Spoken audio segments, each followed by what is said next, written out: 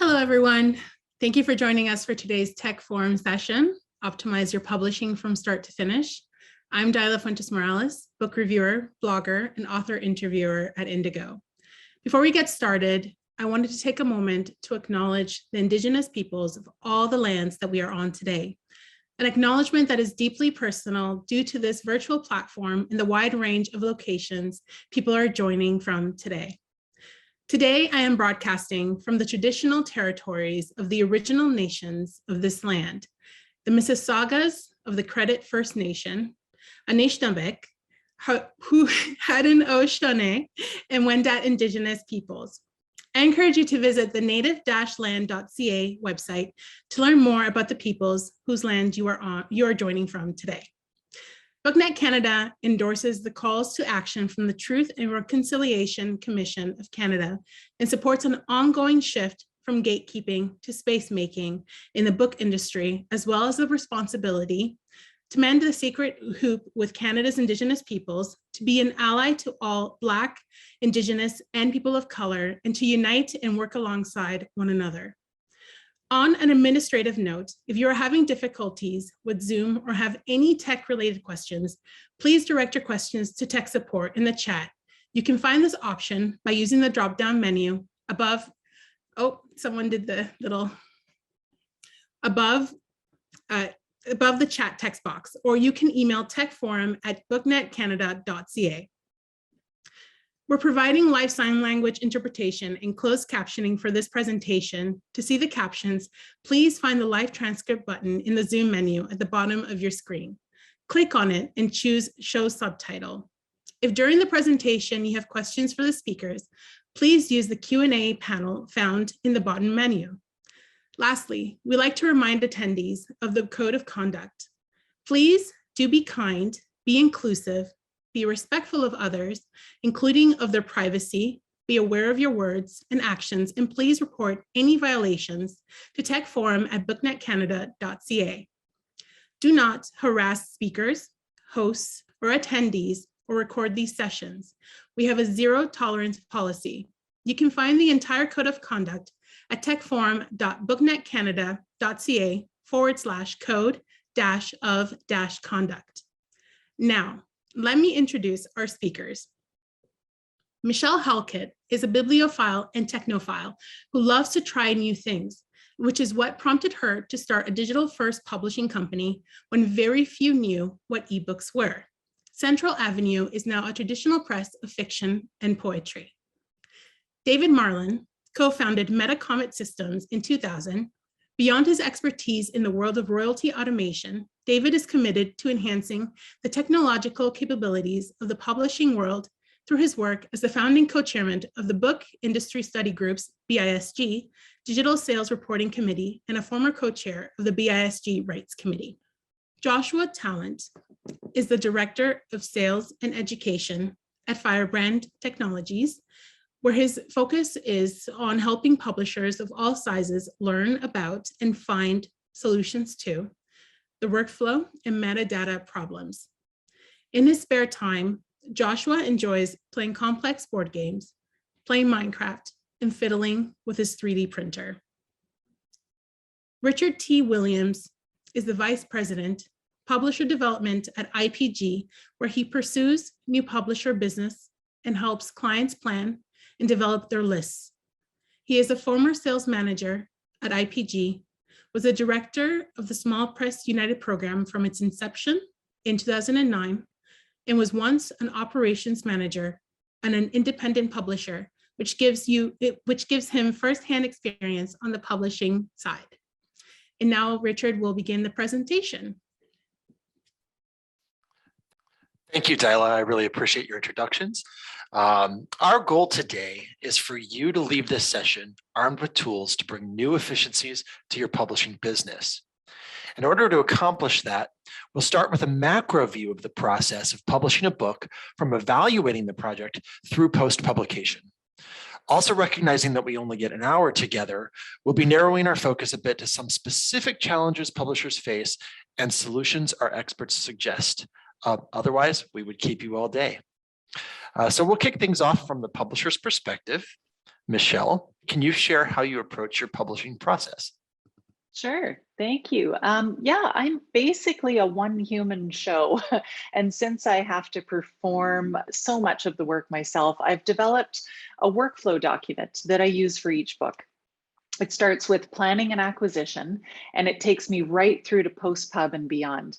You know, when I first started, I didn't have a clear idea of what my workflow should be. But since I started adhering to a standard process, work is much easier.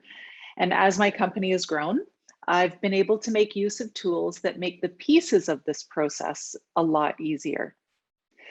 I'd like to show you a glimpse of my workflow. It happens to use a hosted spreadsheet that I share with the author, the editor, designer, or anyone else who's working on the book. But you might want to use some other type of project management tool. There are online apps, or even just a Word document. But whatever you use, I recommend organizing it by pub date minus the month. And by the way, I'm happy to share this document with anyone who would like it. We'll just organize that with BookNet after. However, I should note that I am a traditional trade publisher of fiction and poetry. So perhaps the processes and timing I adhere to are a bit different than yours. So let's talk first about acquisition and project evaluation. Now, I happen to evaluate my projects based on my own bandwidth and profit and loss. Since fiction and poetry each require different levels and types of input, I plan based on that. For bandwidth, I mean, you know how much you and your team can take on. And for me, that's about a dozen titles per year. Now, I used to evaluate titles individually on their own merit, but I realized when I was doing that, I was passing on some higher risk but more fun projects. So now I use a very detailed P&L that groups titles by season. So I can look at what the entire season will look like as a whole. And I'm also happy to share that P&L document with you too. It's an Excel spreadsheet. But you know, when I'm really looking at things, in order to best understand my opportunities, my biggest resource is a title development team. Now, you might have an internal one, but like I said, I'm a company of one, and I use my distributor. So I'm going to turn that over to IPG to talk a bit about that. Thanks, Michelle. I'm pretty certain that our clientele doesn't exactly take advantage of what IPG has to offer when it comes to pre-sales situations like this. So using this as an example is a great opportunity. Effectively, we feel that a distributor can and should be your publishing partner. When you have a distributor, you expand your team from 1 or 7 or 15 employees to possibly 100 or 200. And while our bandwidth is shared with dozens of other clients, we always have time to help you optimize your publishing program to maximize your sales potential so that both parties, publisher and distributor, will make more money. So, some of our guidance includes slotting, like where on the schedule do I put my titles? Last time Michelle and I did this, we reviewed 2 full seasons of titles to discuss this strategy. And Michelle, I actually think we're overdue for another time, so we'll do that soon. Cash flow. What happens if you have too much success all at once? I mean, there is a logic to when you publish titles in relation to your other titles to keep your business strong. Opportunity. Maybe there is a better time to get publicity and marketing for a lesser author at particular times of the year. And seasonality, traditionally, we always focused on 2 seasons, spring and fall. Now we focus on 3. We do a spring, a fall, and a summer. Fall is usually big name authors with marketing money, heavy literature, bestsellers, titles with a holiday impact.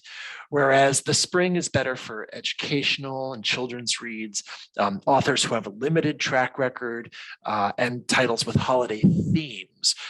That's specific because you actually sell holiday titles into the big chains and so forth when it's off season. And then, of course, there's competition. What else is hitting the market at the same time? You want to be able to introduce your books at a time that it has a best fit for them. So in relation to this, NPD BookScan is a tool that IPG is able to provide for most of its clients. In this case, for example, we are researching author history. We can see that an author has published her own edition of a book that was selling very well.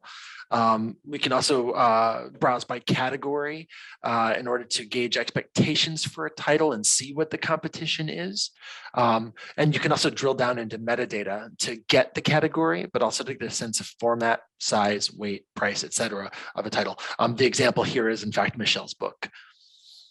Yeah, I think the key takeaway from this is no matter what you do, develop a standard process using whatever tools work for you and use it for every single title.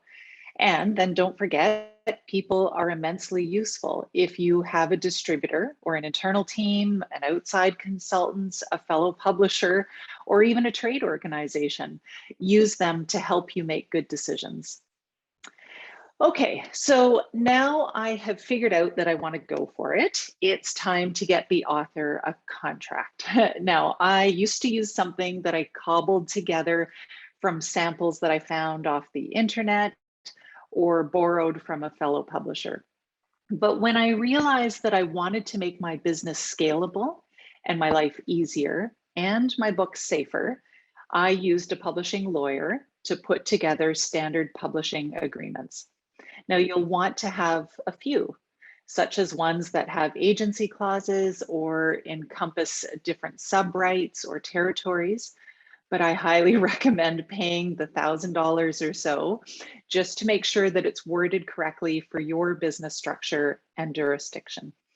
Now, the reason is that the contract defines my relationship with the author, and the terms in it will come into play all throughout the process. Now, historically, I didn't use any sort of contract management tool. And when it came to issuing terms, I would just kind of wing it for each one. And just within the last couple of years, I actually started using Royalty Tracker, which helps me manage contracts. So to learn more about this, I'm going to chat with David. Great, thanks, Michelle.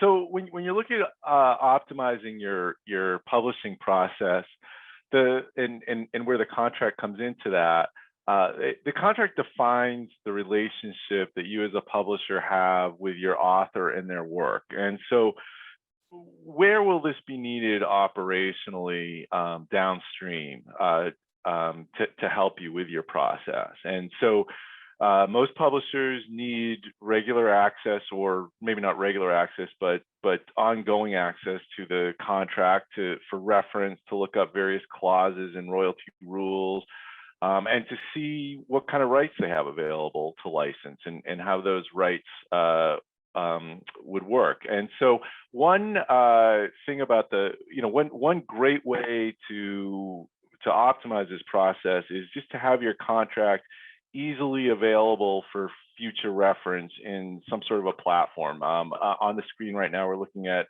our author portal platform where you can upload and share contracts with your authors, and you can have access to them yourself at any time. So anytime down the road you need to look up what rights you have for a various title, you can just easily have access to that contract. The other area where the contract is important for downstream is when it comes to royalty management. You want to record all the rules that are going to define how royalties get paid out. And this is critical so that, as your revenues come in, which we'll talk about a little later, it's simple and straightforward for you to calculate those royalties. And so here we're just looking at a screenshot from our royalty tracker tool, just to give you a sense of what it looks like to store your contract data, your contracts as data. So, usually you might have multiple recipients, and here you can see those on the left. And then you typically have different rules for different types of sales. So you might have some tiers and escalators for ebook sales. You might have some hardcover rules. You might pay at different rates for audio. But at the same time, a lot of publishers just have one single rate for all their titles. It really depends on your publishing model. And so the key is you want to record these contract rules so that, again, downstream, when your sales come in, it can greatly facilitate. And if you're using an automated tool, it can automate the process of calculating your royalties. Yeah.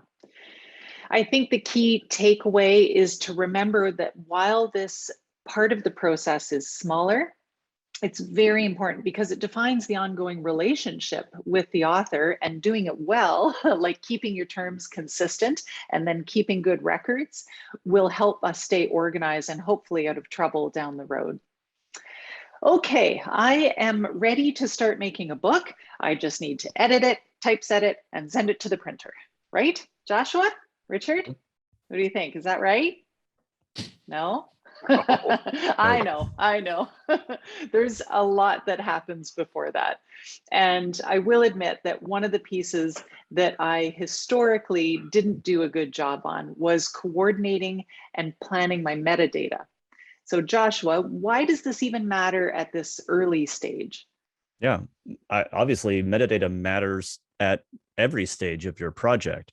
As a matter of fact, I think that metadata is your most important non-people asset as a publishing company. One of the big drivers with metadata is the move from brick and mortar sales to online sales.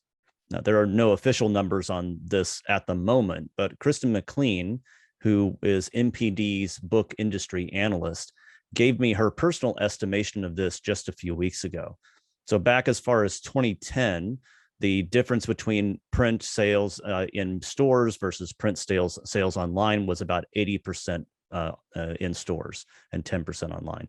Then in 2019, that estimate kind of changed. It was about 50-50. In 2020, during the pandemic shutdowns, Kristen estimates that roughly 15% of the share of total print book buying shifted from buying in store to buying online, and that was across a lot of different online retailers. So that shift made it a 65-35 split, with online taking the top. That's a little bit less than what we saw in the overall market, where online sales shifted about 20% more in the height of the pandemic. Now, this has reversed itself so far in 2021, but the share of online buying is still roughly 8% above where it was in 2019.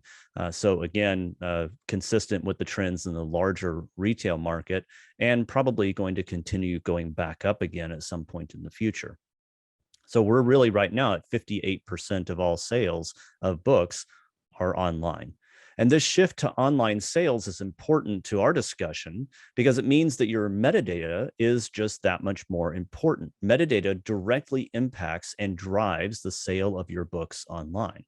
There have been a lot of studies about this over the years, all of which have shown that titles with high quality metadata have sales that are 50% to 150% higher than titles with metadata issues. And even basic metadata, like the list you see here on the left, can have a big impact on sales. Beyond that, you also have additional metadata. And these metadata elements are all important in their own right, but I've listed them here in order of importance, especially on Amazon and other sites that take keywords, because keywords are one of the most important key drivers of product visibility and discoverability. And so they go to the top of the list. But the visible data elements like your cover image, your book description, and other things, book excerpts, reviews, and everything like that, are also very important for converting a person who's just browsing the page into an actual consumer. So all the metadata elements matter. And the more you start thinking about it, the sooner you start thinking about it and start collecting those items together, then the better the metadata will be in the end and the bigger impact it can have on your sales. So, okay, so I understand why it matters, but that's a lot to keep track of, Joshua. What's the best way to store it or track it? Yeah, and a lot of publishers just use a spreadsheet, or some have homebrew database systems. I've heard a lot recently of people using Airtable to manage their product data. Um, the question is, what's the best system for you? Some systems, especially homebrew systems or kind of cobbled together systems or spreadsheets, tend to be more work than they actually should be, and they actually create more problems than they should. A few years ago, I sat in on a metadata presentation from a publisher who was describing how he managed his metadata in 6 or 10 different spreadsheets and spent literally 20 hours of his week just creating the different spreadsheet files that had to be sent out to all the different retailers and other partners that needed his data. So I'm obviously a bit biased, but I think the best way to track metadata is in a system that is built for that purpose. And there are lots of these systems available. Publishers often just put all their metadata into a spreadsheet or into some sort of system that they build at home, and that actually takes more time to keep up to date. So I mentioned before at the beginning that metadata is your most valuable non-people resource. And for your team, most publishers have some sort of personnel management system, some sort of HR system that allows them to pay everybody on time and to offer benefits and support their employees. A dedicated publishing metadata management tool is just as important. These tools provide you with numerous benefits over homebrew systems and Excel spreadsheets. All of your title data can be in just one place. And even the best systems allow you to see issues when something important is missing so that you don't send out data that's incomplete. You'll have a ton of time that is saved and frustration that's saved by being able to see and edit all the data easily, and by using templates and copying functionality to quickly fill out product details. And in addition to that, you don't have to worry about an Excel file being corrupted or data being overwritten by someone who did something and you don't have any record of that change. You also won't have to spend valuable time tweaking and massaging and updating a system itself like you do with Airtable or FileMaker. Plus, the best dedicated publishing management tools come by default with the ability to create and send out Onyx metadata directly to your trading partners. And that saves you a ton of time and effort. And I haven't even talked about Onyx yet, because for a lot of publishers, that's something that's beyond their reach, but it's not when you have a professional system. So no more spreadsheets to manage, no more spreadsheets to create and deliver, and it makes your process a lot easier. So if you do have the ability to put in a high quality publishing metadata management system in your budget, I do highly, highly recommend you do that. And if you don't have the budget for a professional metadata management system right now, then you can obviously rely on spreadsheets or some sort of built-in database that you're building yourself. But whatever you do, make sure that you're being consistent, make sure that you get all of your information in one place, and make sure that you control it internally. Don't just rely on sending it out to your distributor or sending it out to a retailer. Make sure that you have that data internally as well in a consistent way, and that can make the transition to a professional system later much easier to do. Yeah. So I'm just going to quickly recap what Richard and Joshua have talked about. I can use a few tools to help me make develop good basic metadata. I can do my due diligence by using market research tools like BookNet or NPD BookScan, Amazon searches or other online searches, or just a good old visit to a local bookstore. Now, this kind of research is going to give me insight into how books are being titled, or cover trends, or what genres books should go into. If we go on Amazon or Google, we can, look into keywords and see what would match up for our titles. And then, to Joshua's point, organizing all that data is immensely important. When I hit 150 published titles, I was still using spreadsheets, and I think I had, dabbled in Airtable, but I knew I had to make a change. And so earlier this year, I actually migrated to a title management software, and it has made life so much easier. I have saved a ton of time, resources. My hair is growing in thicker because I'm not pulling it out anymore, trying to manage Excel spreadsheets and make sure they're going to all the right places. So that investment, even though it was one, has helped pay back in that I can put my time into other places in my publishing program. So, everything we've discussed until now could be done on my own. I mean, after all, I did all of this without special tools for 5 years. I developed my own methods. I purchased my own royalty and title management software. I hired publishing consultants or marketing consultants. I used mentors to help me with title development and acquisitions.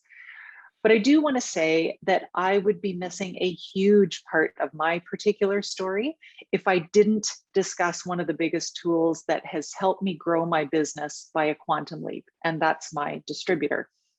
Okay, I just realized that I called my distributor a tool. Sorry, Richard. I didn't mean to do exactly that. But perhaps you could walk us through a few of the key ways that having a distributor helped me or other publishers optimize their process. Mm-hmm. Thanks, Michelle. I know you just called me a big tool, but there is some truth to it. A distributor isn't just a big company that ships your books for you. We are a prepackaged variety of tools and services to help you with almost every aspect of your publishing program. Distribution offers a sales force, a warehouse, marketing expertise, print services, billing and collection, and as Joshua discussed, the all-important transmission of your metadata and digital assets to all areas of the industry. So today, I'm going to focus specifically on how distribution helped Michelle. So I'm going to start with people. As we discussed a minute ago, Michelle is able to get actual expertise and input on her publishing projects before she goes to press, and sometimes even before she commits to publishing a book. While IPG has implemented a ticketing system to manage and track our publisher requests and makes us more accountable in our service, Michelle also has direct access to me, our team of title development liaisons and metadata experts, the inventory and operations teams, most of our in-house sales force, and especially our marketing experts in both the print and digital realms. Yeah, for sure. I moved from being a company of one to several hundred with way more and different expertise and experience than I had.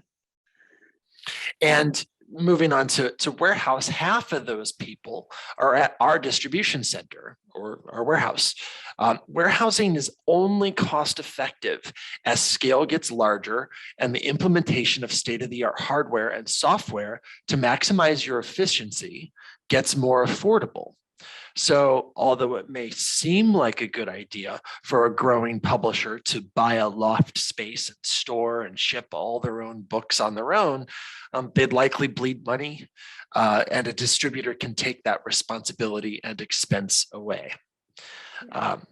So Michelle, if I remember, prior to having a distributor, you used a print-on-demand model to manage your inventory.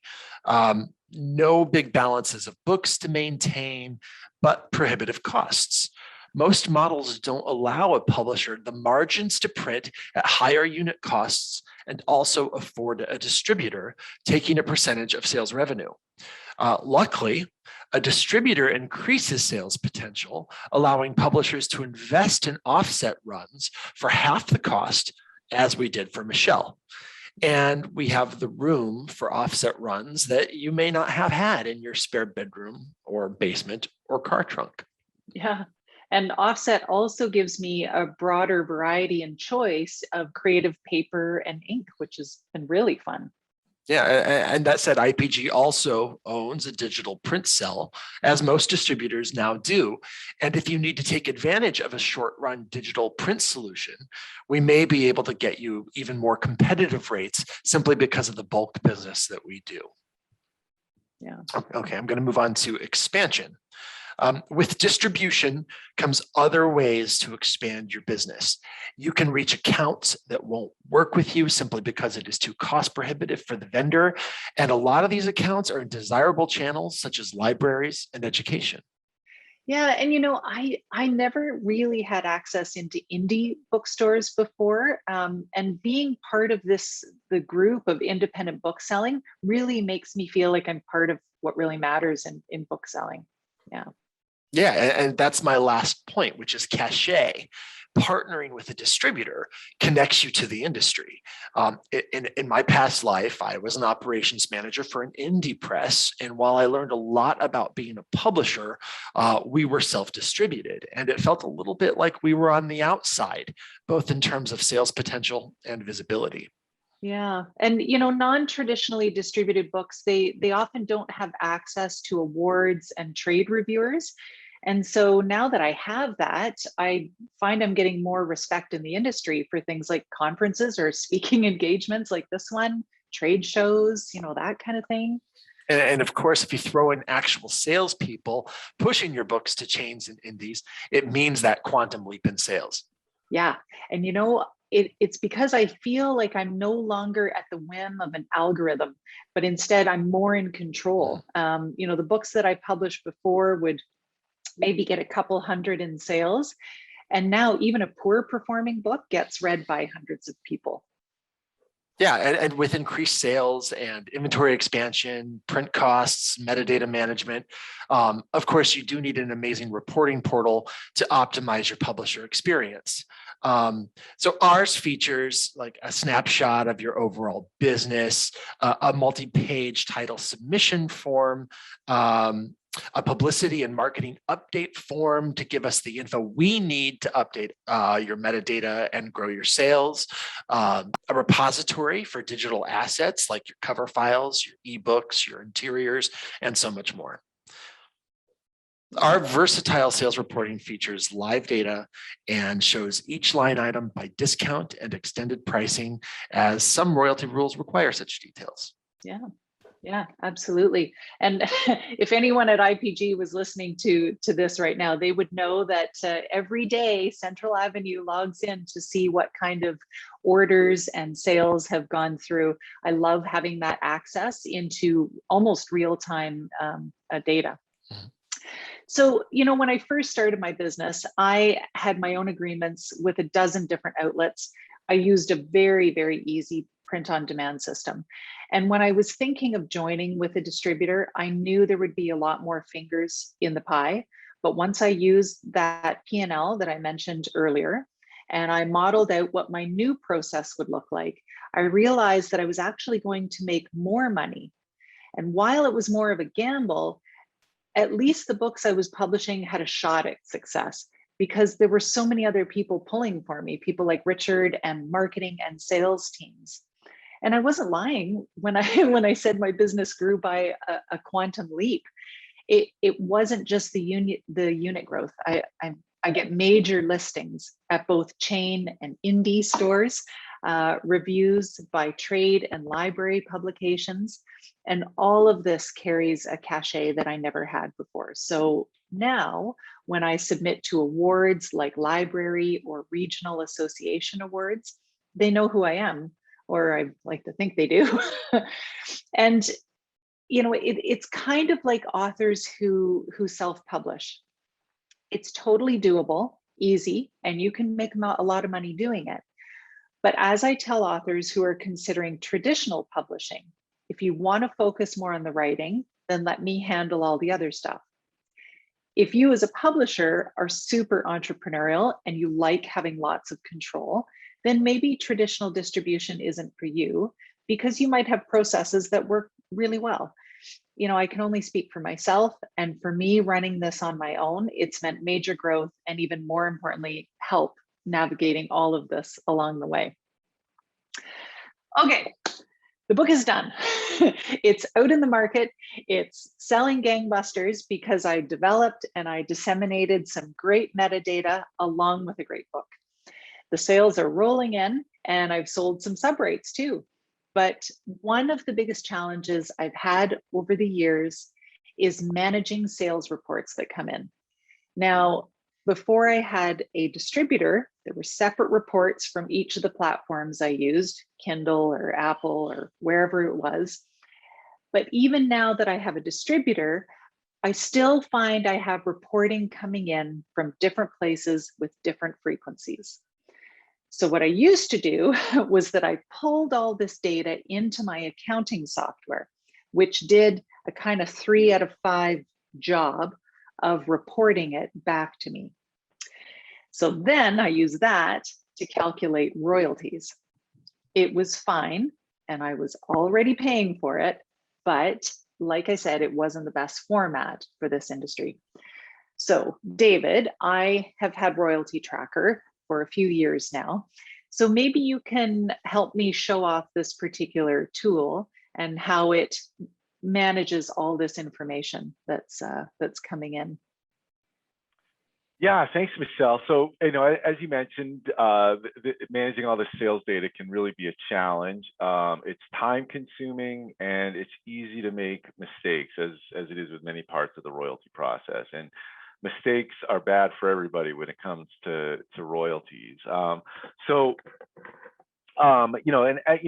you mentioned, it is possible to do some basic imports of some of these sales files, but a lot of these sales files have a lot of complexity to them. Several of them have currency conversion. They're all very different from one another. Some of them have different, column headers for the same information. So, one report might say product ID, another report might say ISBN. And so it's really hard to aggregate all these sales data for the purpose of looking at your results, never mind paying out royalties.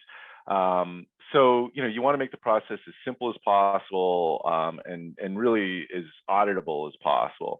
And so there's this class of tools called ETL tools. This stands for Exchange, Transform, and Load. That are basically designed to take data in one format and convert it to another format. And our sales aggregator is an example of one of these tools that's available out there. It basically lets you set up the format of all the different types of files that you're going to get. And again, there's lots of tools out there that let you do that. So you can ingest all these different sales files. So like on the screen, we're showing like the Audible file, Amazon file, the Apple file, and easily combine them into one single sales database that do currency conversion and everything else you need to do. So then there becomes the accuracy issue, and for that, how does the publisher know that all of their sales data that they've just ingested is being properly accounted for? And ultimately, as I mentioned earlier, this is a question of auditability. So the first thing you need to do is make sure you've captured all of the data. And one of the most common ways of doing this, especially with organizations that have a lot of accounting controls, is to use what we call control totals. So for instance, if you're using a tool like this, you can easily see how many rows of data you imported, how many total units you ingested, and what the dollar amount was of the sales. And you can compare that to the original sales file. So you can validate that all the data was actually transmitted over into your whatever you're using to calculate your royalties or to analyze your sales data.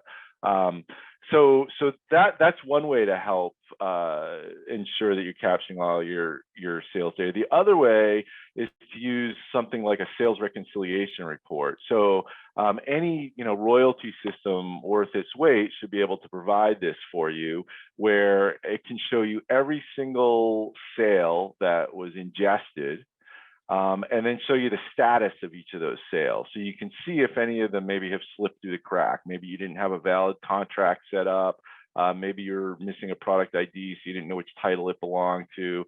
So being able to reconcile your sales and make sure that none of them are slipping through the cracks is the second part of it.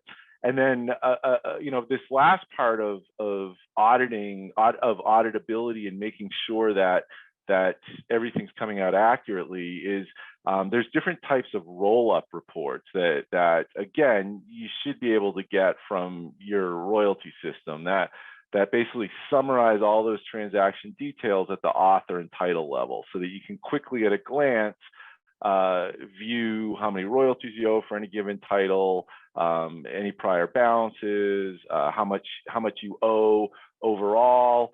And you can then use this to compare against the royalty statement. You can validate these numbers against the sales detail reports. So the combination of these reports gives you confidence that you're ingesting and properly accounting for all of your sales data.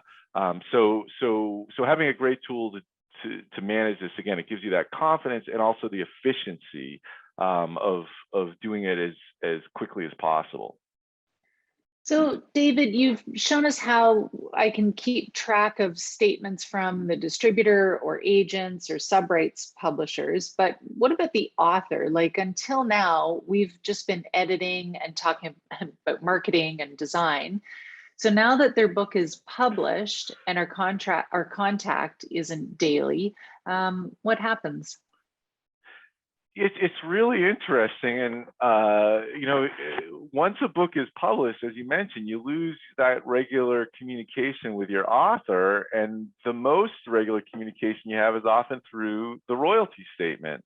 So the royalty statement is a really critical part to the author relationship. I mean, obviously, you want to be able to deliver these statements on time and accurately, and not take months or to get the statements out the door. And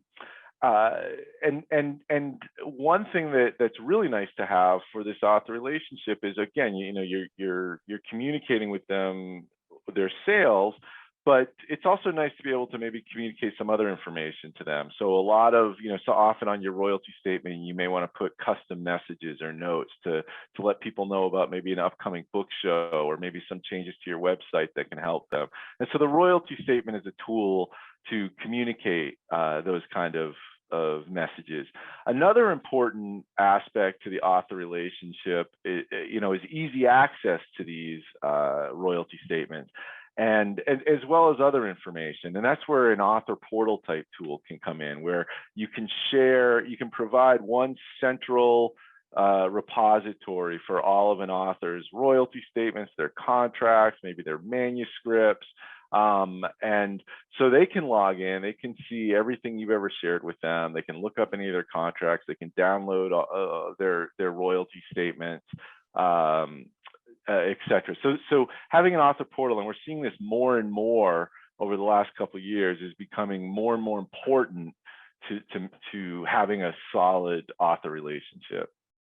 Yeah, I totally agree. Before moving to royalty management software, I was using a few different tools to manage them and my ongoing relationship with the author. But for me, I've found that investing in a royalty specific tool made life a lot easier.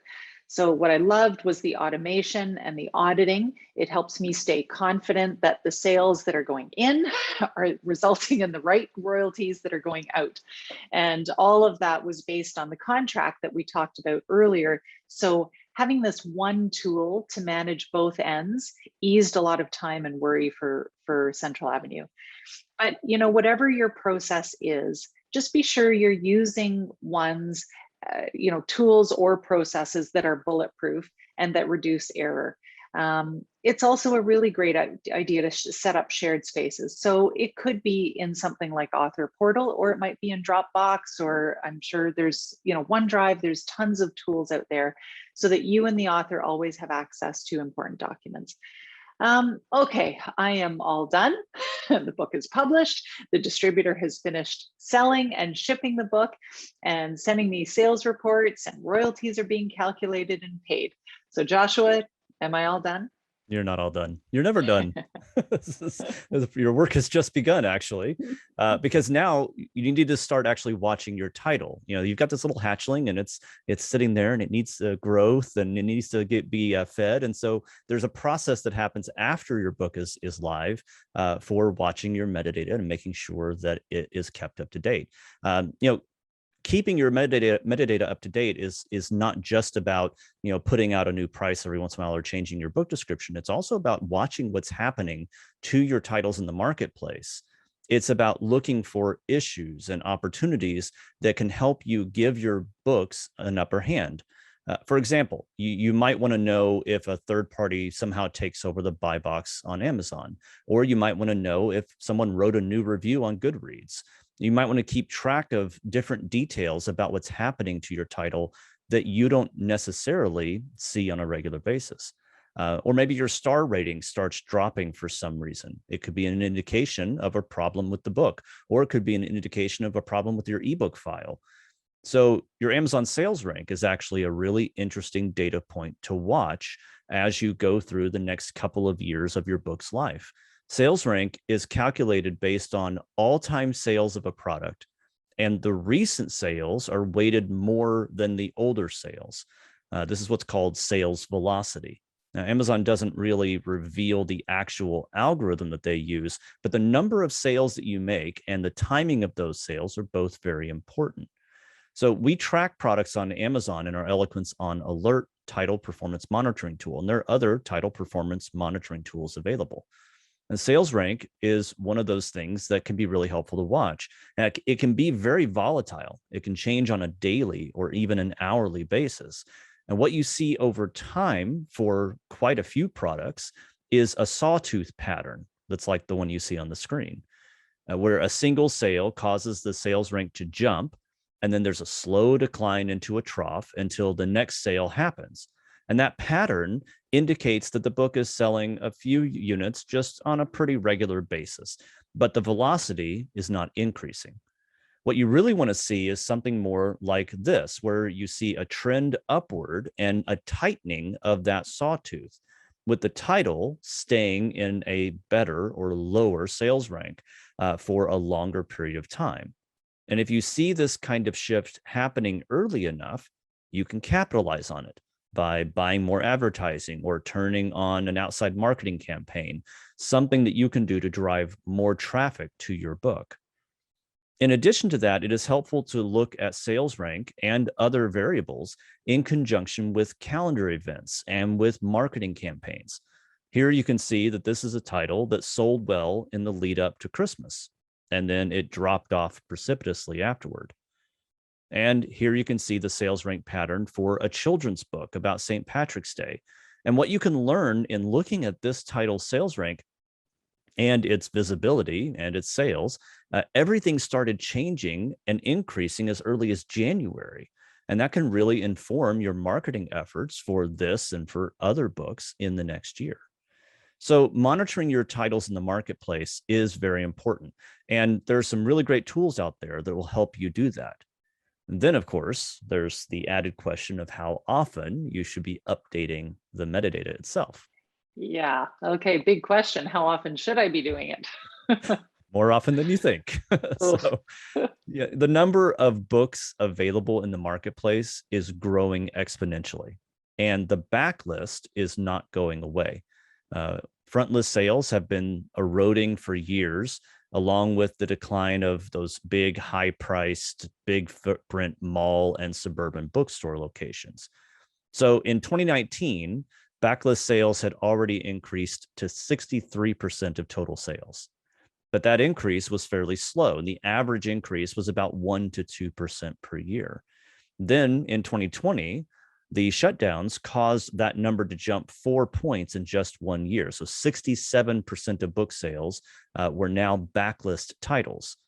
And the numbers through October 2nd of this year, 2021, show that backlist sales now account for another 2%, 69% of all book sales.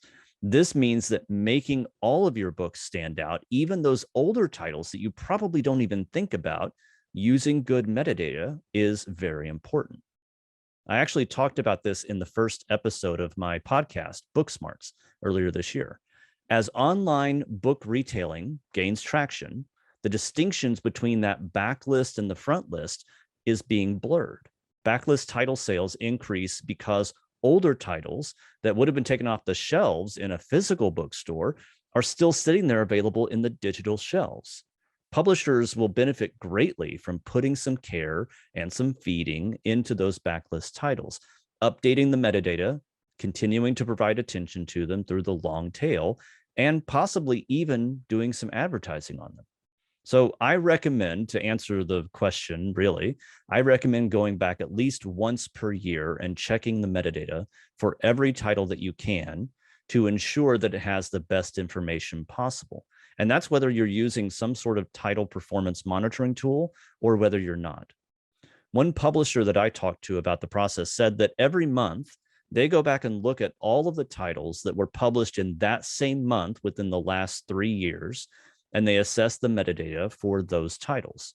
And now that allows them to break out the work in a logical and consistent way and ensures that at least the last 3 years of backlist titles have been updated. A big part of this updating process includes looking at your product on retailer websites and seeing what needs to be updated there. So there's a really great tool that we have in Eloquence on Alert called Site Explorer that makes that a process that's easy to do. But we took that functionality and we created a free tool that's easy to use. It's called Pagenexter.com. So you can give Pagenexter a list of website links or ASINs from Amazon or ISBNs for Barnes & Noble, and it'll load up all of those pages in an easy to navigate dual windows setup. And in this kind of mode, you can easily jump from one page to another across all those different sites and then see how your book pages compare to each other across the different platforms. Now, however you decide to do it, I do highly recommend that you check and update your metadata on at least a yearly basis for backlist titles, and more often than that for your bestsellers. I just want to give a quick plug for that Book Smarts podcast. I get so much inspiration from it, Joshua. Thank you. I feel like I've been to a conference and I come out of them with tons of ideas. So I love the once a year on the anniversary, but I don't have a lot of time to focus on it. So what are the most impactful changes I can make? Sure. Well, everybody thinks keywords are the most important thing to do, and that actually is fairly true, especially because Amazon, the biggest bookseller, at least in the US and Canada, it makes a big difference there. So on Amazon, one of the most important changes you can do is keywords. Amazon's search algorithms are built in a large part around the keywords you provide. And when you pick keywords, look for words that reflect what your customers are saying. Look at what the reviewers are saying on Amazon. Look at what they're saying on Indigo. And remember that when someone reviews your book, they have read it and they're getting something out of it. And they may be getting something out of it that you as a publisher didn't even see. We had this experience a while back. We were helping a publisher think through keywords for their books. And they're a publisher that publishes a lot of books for autism, about autism for teachers. And what they found was that mostly it was parents writing the reviews of their books on different online retail stores. And they didn't know that parents were actually reading their books. And it made a huge difference in how they approached their marketing and their writing copy for their metadata. So in addition to keywords, getting your book into the right categories can be extremely helpful. Some retailers keep their categories similar to BISAC or similar to Thema categories that we all know and love, of course, but check the positioning in those categories. See how your book is doing in those categories and look for other categories that might actually be a better fit. Amazon obviously has their own categorization system, as do quite a few others. And these other systems will go a little deeper than BISAC in different areas. So if you want your book listed in a different category on, say, the Amazon store, you can open up a ticket with the support team at Vendor Central or Advantage or whatever, and ask them to do that for you. There's also a few other things that you can do to try to make your book a little more visible. And again, to think about when you're doing these metadata updates. One of those is awards. So if the author or the book won any awards recently, it's really good to put that information out there and let people know about it. Or new reviews, new endorsements that have been provided since you last updated the data. or new books by the same author, or comp titles, or an author bio might need to be updated because things have changed for that author. So even if you don't have a lot of time, if you take 20 minutes or 30 minutes per book to update your metadata, that can be really helpful. And again, if you have a solid metadata management tool, like we talked about before, then your time will mostly be spent on figuring out what metadata you want to update and not trying to figure out how to make a spreadsheet to send out all of those updates to all of your partners. All right, so keywords, categories, reviews, awards, those are all fantastic suggestions. Thanks, Joshua, I appreciate that. You know, I can't believe we tried to go through the entire publishing process in less than an hour. And as we talked about in the beginning, we skipped over huge parts of it, like editing, production, design, which could truly be their own webinars. You know, when the group of us started working on this, it was really difficult to try to encapsulate and write down the process, because many of you are likely entrepreneurs like I am. You might be running small businesses. You don't even think about the process, you just do. But seeing it all laid out like this forces us to think more objectively about it and about tools that will make parts of that process easier. You know, whether you're small and money is tight, it is near impossible to think about investing money in tools. But I guarantee if you can find a few $100s a month, that investment will free up your time so that you can produce more books, which will hopefully bring in more money. If there's no money to spend right now, that's totally fine, because you're entrepreneurs. You can build your own solutions to get through. As long as you keep all of this in mind, make sure they're scalable and that they work for this industry, you're not going to be tied to that one solution for the long term. We all hope that you leave this webinar with a sense of how you can tweak your own process to make it faster, easier, scalable, more productive. And perhaps in a future webinar, we'll focus on some of the other aspects, and then I'll get to learn about some of the tools that you all use. Thank you so much. Well said, Michelle. This has been really terrific. Thank you all so much for sharing these useful tips, tools, and recommendations. You all now have the opportunity to raise questions for our collected group of experts to discuss. You can use the Q&A feature or send your questions in the chat if that's easier for you. Michelle, if you were just starting out or overhauling how you run your business, which tools would you start investing in first? Ooh, well, I mean, on the free side, for sure, you want to have like a file managing system. So Dropbox or something like that, where you can easily set up those shared documents and spaces with your authors or designers or editors. For me, I chose to invest first in royalty management software because as I was growing, and the complexity was increasing with subrights and different terms, I was getting really nervous that I was going to mess things up on a spreadsheet and not pay someone properly. And then that would lead to some sort of legal problems down the road. So that was what I chose to invest in first, was royalty software. All right, and we'll share the links to the various recommended software and tools in the chat so anyone can access that. And we're going to go off into some of the Q&A questions. Thank you everyone who's asked.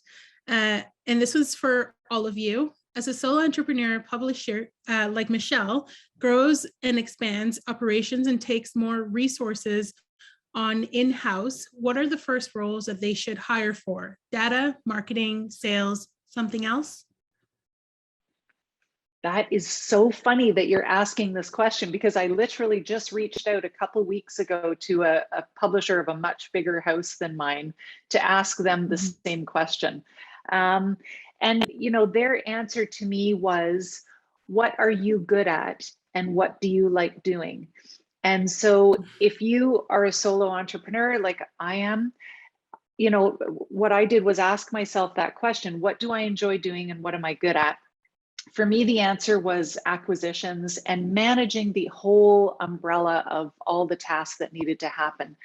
The things that I hated doing or that I wasn't very good at were the things that I hired out for. So for me, I'm not a great editor. So that was where I put resources first. The next thing that I really am not very good at is marketing. So that was the next person that I went to. So asking yourself that one question, what you're good at and what you enjoy, I think will help you. I don't know, Richard, David, Joshua, do you have any thoughts on that?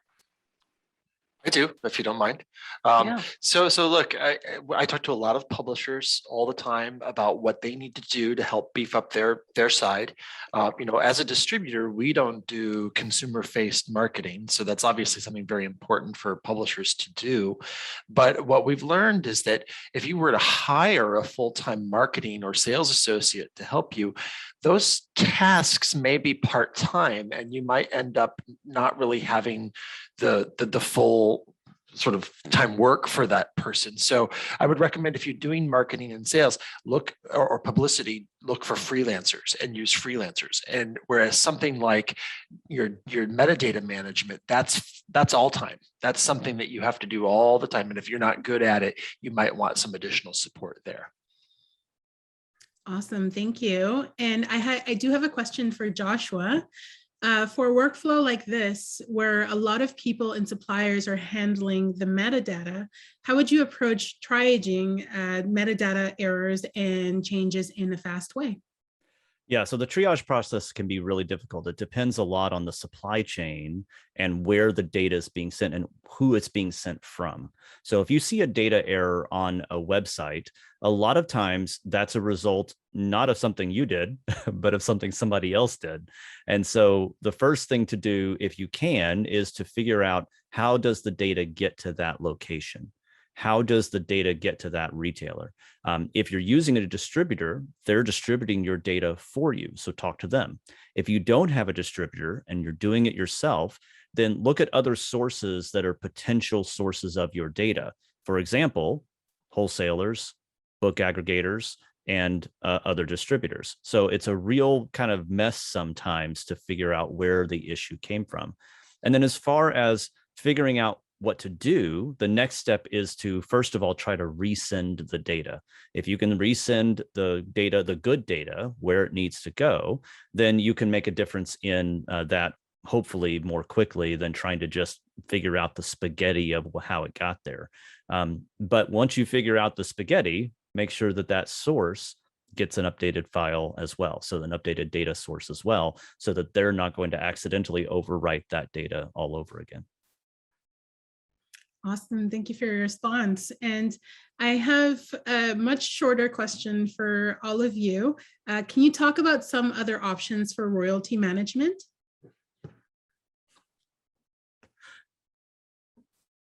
That's a David question. There are none. No. Actually, a lot of people do it manually, and if you just have a handful of titles, it makes sense to do it manually. On our website at metacomment.com, we have a royalty automation handbook that you can download, where we put some tips in there for things to look for, and tricks for how to manage your royalties in a manual way. There are some older kind of PC-based systems that are available out there on the market. The kind of designed for smaller publishers. And then there's also, if you're a larger publisher with tens of thousands of titles, there are some other royalty systems out there that are geared towards that. So it's really so I think if you just do a search on Google for royalty software, you'll be able to quickly see who a lot of these players are. But again, for a lot of people, really, if you just have a handful of titles, it does make sense to do it manually. And so you might want to check out our royalty automation handbook. Awesome. Thank you. And we had one question come in from the chat.